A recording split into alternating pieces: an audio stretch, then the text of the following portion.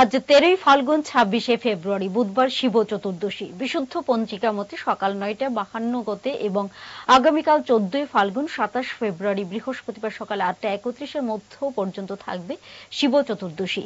শিব পুরাণ অনুসারে আদি শক্তির অনন্ত আধার মহাদেব, তিনি সর্বপ্রথম।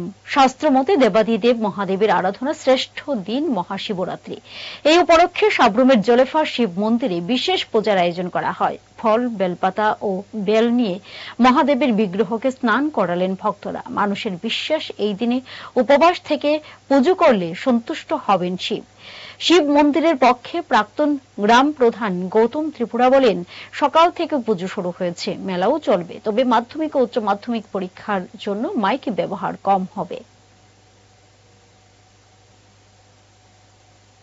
শিব মন্দিরে আজকে আমাদের শিব চতুর্দশী উপলক্ষে। কোন মন্দির এটা? এটা হলো শঙ্কর মঠ, জলপা শঙ্কর মঠ মন্দির আশ্রম। এখানে সমস্ত ভক্তবৃন্দের উদ্দেশ্যে আমরা সবার জন্য প্রার্থনা করতেছি, যেন দেশের জগতের সকলের কল্যাণ হয়, শিক্ষার্থীর যেন সবাই জীবনে বয়ে আনুক শান্তি এবং ভালোবাসা, মানুষের পরমায়ু যেন বৃদ্ধি হয়, উন্নত দিককে যেন উদ্ধার করা হয়। এই জন্য ঠাকুরের কাছে প্রার্থনা করতেছি, ঠাকুর সবার মঙ্গল করো, দেশের মঙ্গল করো, জগতের মঙ্গল করো, সকলের